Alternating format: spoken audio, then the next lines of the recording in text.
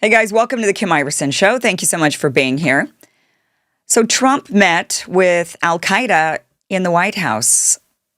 I wish I were making this up, but yesterday, a day before Veterans Day, a day before Trump is laying a memorial wreath for men and women who've died in service, he is shaking the hand of a man who killed Americans while those Americans were serving in Iraq. This is al-Shaara. He is now the president, I suppose, of Syria, and he has been invited to the White House to shake the president's hand. Just not that long ago, he was wanted by the U.S. government for $10 million. Why? Because, well, he was killing Americans. He was the head of Al-Qaeda in Syria. He was part of ISIS. He had done more than just chant death to Americans. He actually did cause death to Americans and threatened to do more death to Americans. And now he's been handed a country just a couple of decades after 9/11. This is the reward. This is the reward for Al-Qaeda doing 9/11 is, you know what? In just a few short years, we'll give you an entire country. And now he is not only given a country that he's the leader of, but he is in fact meeting with Trump in the Oval Office. I mean, it is just one of the most, I think, bizarre, mind-boggling things to have happened in our lifetime to see something like this. They spent so long convincing us to go into the war on terror, to go into the Middle East, to stay in the Middle East, that we had to defeat Al-Qaeda. They continually told us, we have to defeat Al-Qaeda. We have to defeat Al-Qaeda. They did everything they could to keep these people from gaining power, and yet now they have a country and they're meeting Trump in the White House, given the highest honor of any foreign leader, which is a meeting with Trump. Now he's being interviewed by Fox News. He's going to the White House. I mean, let's watch this. This is Fox News asking him about U.S.-Syria relations. She asks him, is the U.S. and Syria, are we now allies? Really, the question should have been, is the United States and Al-Qaeda now allies? We're just welcomed by President Trump, the leader of the free world, in the Oval Office. It's pretty much the highest honor somebody can receive here in the United States. How did that meeting go? What commitments did you make to the president? And I think most importantly for Americans, are the U.S. and Syria now allies? صحيح. بداية خلال 60 سنة الماضية كان سوريا At the outset, in the last 60 years, Syria was isolated from the rest of the world, and there was a cutoff between the United States and Syria. And this is the first time a Syrian president visits the White House since the establishment of Syria in the 40s of the last century. And so after the fall of the former regime, Syria has entered into a new era, and this will build on a new strategy with the United States, especially with the United States. You know, I didn't think it could happen to me, but just recently someone stole my information and actually bought a car under my name in Texas.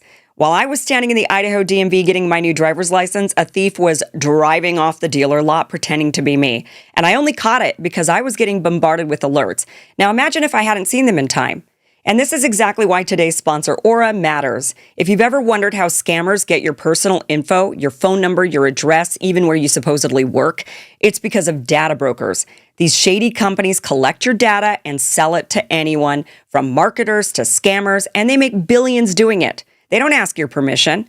And while they're legally required to remove your info if you ask, they make the process nearly impossible on purpose. Believe me, I'm going through it right now. But if I had Aura set up before, this thief would have had a much harder time. Aura automatically scans and scrubs your information from those data broker sites, and then it keeps it off. It also gives you real-time fraud alerts, so instead of finding out a day later that someone used your name, you get notified right away. That's the kind of tool I wish I had in place when all of this happened. But Aura is more than just removing your data from shady brokers. It's an all-in-one digital security app. It alerts you if your personal info is found on the dark web. It monitors your credit and bank accounts in real time. It gives you a secure VPN, password manager, antivirus, and more. And if something does happen, Aura covers you with up to $5 million in identity theft insurance and 24/7 U.S.-based fraud support. The fact that companies profit off of our stolen data while we're left vulnerable is outrageous. I learned that the hard way. But I'm not leaving myself unprotected anymore, and you shouldn't either. Protect yourself and your family with Aura. Try it free for 14 days at aura.com/Kim Iverson. And in just 2 weeks, Aura will show you where your personal data is being exposed and start scrubbing it off the internet automatically. Again, that's aura.com/Kim Iverson. I mean, it didn't really sound like he completely answered that question because he's Al-Qaeda and he doesn't want to admit to all of his Al-Qaeda friends back home that, yeah, he's now an ally with the infidels, an ally with the country that soiled their land and that they tried to kill and did kill many times over. So instead he says, yeah, we're kind of working together and this is a new chapter, I suppose, for us. Well, it certainly is. They took away our freedoms after 9/11 to fight Al-Qaeda. They took away our freedoms, Americans, the Patriot Act, freedoms. We still have to go through hell to get through TSA going through an airport because of this guy. And yet now he's sitting in the White House shaking Trump's hand. We've had many of our youthful years ripped away from us. As they said, we have to fight terrorism, that terrorism is just lurking around every corner, that Al-Qaeda could be getting us at any minute. And now, again, Al-Qaeda is sitting in the White House shaking Trump's hand. This is something that has greatly upset Trump's base. They are not happy with the fact that Giuliani is sitting in the Oval Office with Donald Trump. This is spitting in the face of many American servicemen. But look at Trump here.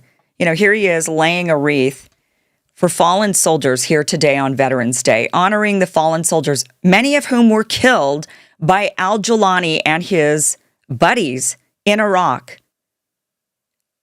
The same guy now sitting in the White House, shaking the hand of world leaders, not just Trump, but many other leaders of the cabinet. And also he's been meeting with leaders all around the world.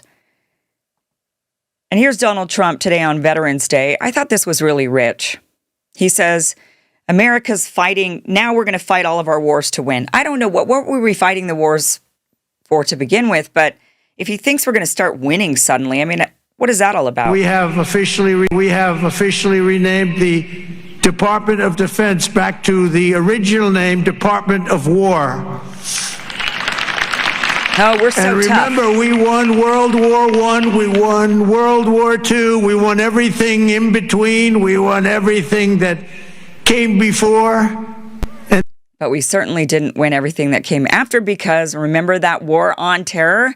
Yeah, the leader of Al-Qaeda sitting in the White House shaking your hand yesterday, pretty sure he won the war. Then we brilliantly decided to change the name of this great thing that we all created together. War. And we became politically correct. We don't like being politically correct.